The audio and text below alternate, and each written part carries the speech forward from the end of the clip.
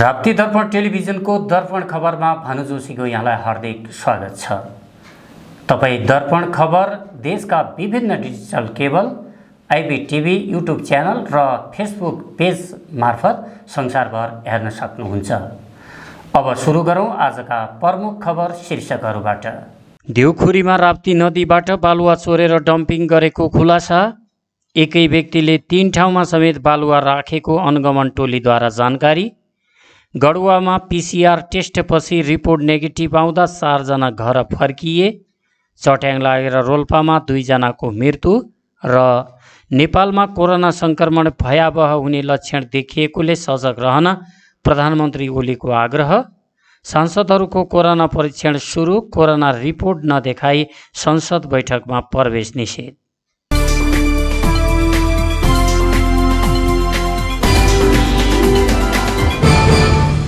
दाङ देउखुरीको राप्ती नदीबाट अवैध तरिकाले बालुवा चोरेर केही व्यक्तिहरूले डम्पिङ गर्ने गरेको खुलासा भएको छ।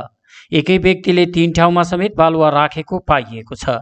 लमै नगरपालिका वडा नम्बर 8 को विभिन्न जग्गा र नर्सरीमा बालुवा तथा गिट्टी डम्पिङ गरेको सूचना पाएपछि जिल्ला समन्वय समिति दाङ, लमै नगरपालिका सुरक्षाकर्मी र पत्रकारको टोलीले अनुगमन गर्दा सो कुरा खुल्न आएको हो।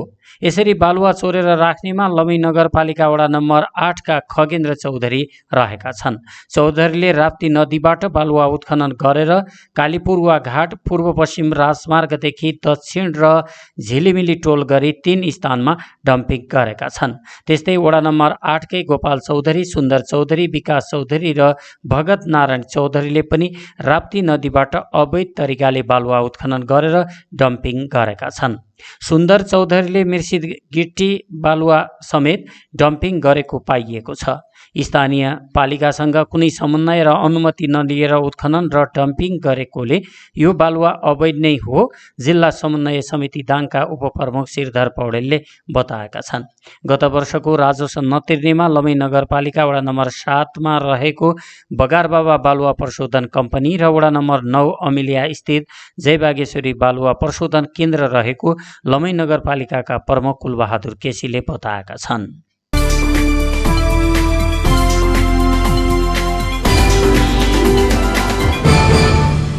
कोरोना संक्रमणको शंका गरिएका 30 जना व्यक्तिको रिपोर्ट नेगेटिभ आएको छ। राप्ती स्वास्थ्य विज्ञान प्रतिष्ठानले स्वाब परीक्षण गर्दा रिपोर्ट नेगेटिभ आएको हो। कोरोना संक्रमित क्षेत्र नेपालगञ्जबाट दाङका आएका व्यक्ति र उनका परिवारको समेत नमुना परीक्षण गरिएको छ। यसै घोराईका विभिन्न मस्जिदहरूमा रहेका मानिसहरूको समेत नमुना जाँच गरिएको थियो। जाँच गरिएको सबैको रिपोर्ट नेगेटिभ आएको प्रतिष्ठानका कायम मुकायम रजिस्ट्रार कैलाश प्रसाद देवले जानकारी दिए। प्रतिष्ठानमा हालसम्म 59 जनाको कोरोना परीक्षण गरिएकोमा सबैको रिपोर्ट नेगेटिभ आएको र उनीहरू सबैलाई घरमा नै क्वारेन्टाइनमा बस्ने गरी चिकित्सकले सल्लाह बमोजिम डिस्चार्ज गर्न सकिने अस्पताल निर्देशक डाक्टर सागर पन्थी छेत्रीले जानकारी दिएका छन्।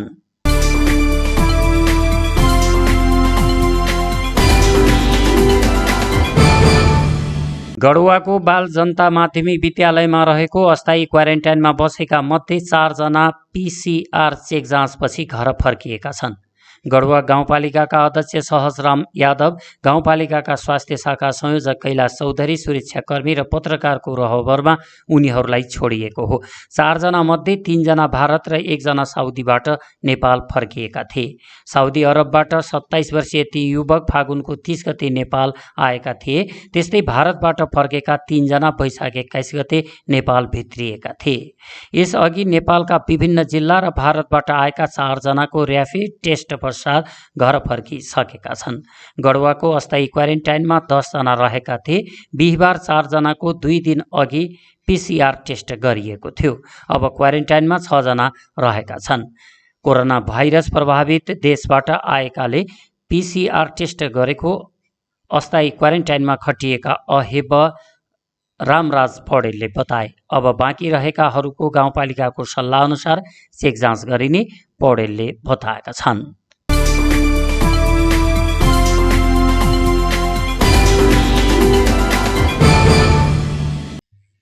चट्याङ लागेर रोल्पामा 2 जनाको मृत्यु भएको छ।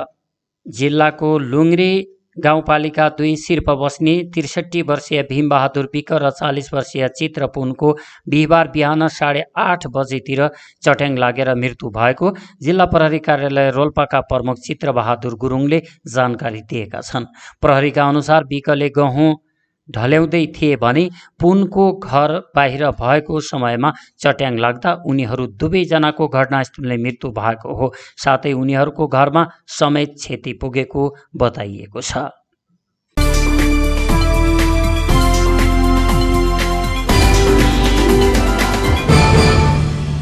अघिल्ला वर्षहरू जस्तै यो वर्ष दाङमा रासायनिक मलको अभाव नहुने कृषि सामग्री कम्पनी लिमिटेडहरूले जानकारी दिएका छन्।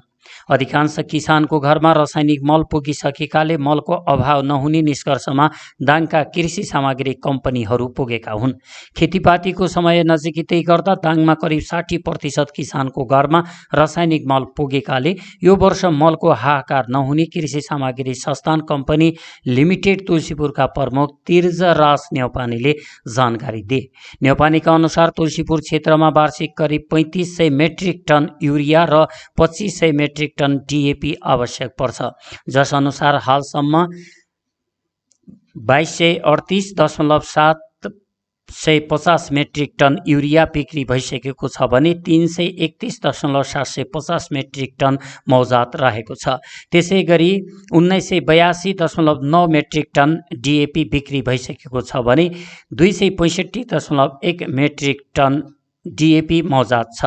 त्यस्तै 20.700 मेट्रिक टन पोटास बिक्री भइसकेको छ भने 34.750 मेट्रिक टन मौजात छ। वार्षिक 3000 मेट्रिक टन युरिया आवश्यक पर्ने खोराइमा अहिलेसम्म 2700 मेट्रिक टन युरिया बिक्री भइसकेको छ भने 467 मेट्रिक टन मौजात रहेको कृषि सामग्री कम्पनी लिमिटेड खोराइका शाखा प्रमुख विष्णु केसीले जानकारी दिनुभयो। शाखा प्रमुख केसीका अनुसार 2000 मेट्रिक टन DAP आवश्यक पर्ने घोराइमा 1900 मेट्रिक टन बिक्री भइसकेको छ भने 430 मेट्रिक टन मौजात छ। त्यस्तै 46 मेट्रिक टन पोटास मौजात छ। अघिल्लो वर्ष घोराइले 1534 metric ton urea, 910 metric ton DAP र 39 मेट्रिक टन पोटास बिक्री गरेको थियो। वार्षिक 1500 युरिया र 1000 DAP आवश्यक पर्ने लमैमा अहिलेसम्म 1300 मेट्रिक टन युरिया बिक्री भइसकेको छ भने 150 मेट्रिक टन मौजात रहेको कृषि सामग्री कम्पनी लमैका निमित्त प्रमुख घनश्याम कहारले जानकारी दिएका छन्। निमित्त प्रमुख कहारका अनुसार 900 मेट्रिक टन DAP बिक्री भइसकेको छ भने 100 मेट्रिक टन मौजात रहेको छ। त्यसै गरी 30 मेट्रिक टन पोटास बिक्री भइसकेको छ भने 15 मेट्रिक टन मौजात रहेको छ। कृषि सामग्री कम्पनीहरूले गोदाम घर अहिले पनि खाली नभएकाले अब आवश्यक मल ल्याउन नसकिएको बताएका छन्।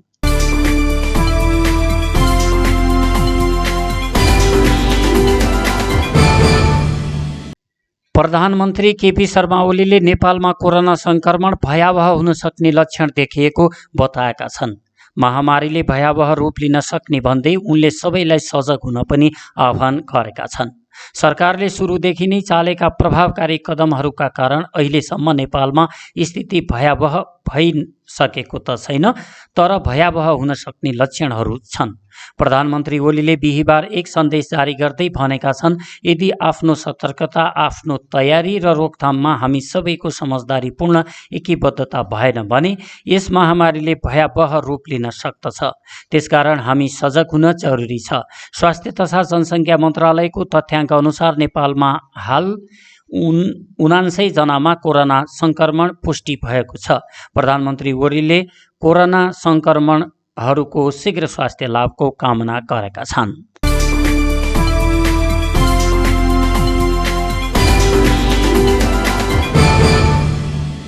नेपालमा कोरोना भाइरसको संक्रमण बढेसँगै अब सबै क्षेत्रमा सावधानी बढाइएको छ।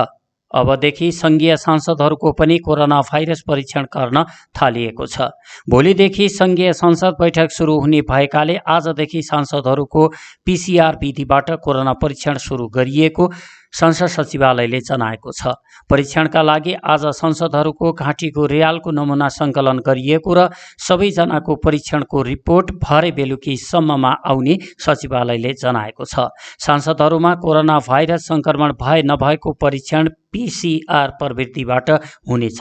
त्यसकारणका लागि आज बिहान 10 बजेदेखि राष्ट्रिय सभा सांसदहरूको र 11 बजेदेखि प्रतिनिधि सभा सांसदहरूको स्वाब सङ्कलन सुरु गरिएको छ। स्वाब सङ्कलन सङ्घीय संसद भवन परिसर बानेश्वरमा गरिएको छ। यस्तै सांसदले आफूहरूलाई कोरोना सङ्क्रमण नभएको रिपोर्ट देखाएपछि मात्र संसद बैठकभित्र प्रवेश गर्न पाउने भएका छन्। सभामुख अग्नि सापकोटाको अध्यक्षतामा बसेको कार्य व्यवस्थापन परामर्श समितिको बैठकले कोरोनाको PCR परीक्षणको रिपोर्ट देखाए मात्र बैठक हलभित्र प्रवेश गर्न दिने निर्णय गरेको हो। यदि रिपोर्टमा सङ्क्रमण देखिएको पाइए बैठकमा सहभागी हुन पाउने छैन।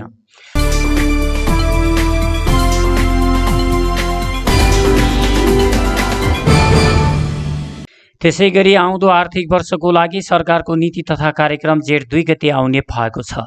राष्ट्रिय सभाले बनाएको कार्यतालिका अनुसार जेठ 2 गते राष्ट्रपति विद्यादेवी भण्डारीले नीति तथा कार्यक्रम संसदमा वाचन गर्नुहुनेछ। नीति तथा कार्यक्रममा बजेटका प्राथमिकता र सिद्धान्त समावेश हुन्छन्। नीति तथा कार्यक्रमको बारेमा संसदमा छलफल भइसकेपछि जेठ 5 गते प्रधानमन्त्रीले जवाब दिने र नीति तथा कार्यक्रम पारित हुने तालिका रहेको छ। यस्तै शुक्रबारदेखि बजेट अधिवेशन सुरु हुँदैछ। यही अधिवेशनमा प्री बजेट छलफल हुने, 3 दिन प्रतिनिधि सभामा र 2 दिन राष्ट्रिय सभामा बजेटबारे छलफल हुनेछ। सङ्घीय सरकारको बजेट जेठ 15 गते प्रस्तुत हुनेछ। अब समाचार सक्नु अघि पुनः एकपटक प्रमुख खबरहरू। देउखुरीमा राप्ती नदीबाट बालुवा चोरेर डम्पिङ गरेको खुलासा। एकै व्यक्तिले 3 ठाउँमा समेत बालुवा राखेको अनुगमन टोलीद्वारा जानकारी।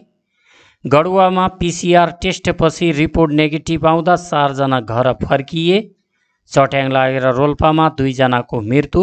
र नेपालमा कोरोना सङ्क्रमण भयावह हुने लक्षण देखिएकोले सजग रहन प्रधानमन्त्री ओलीको आग्रह।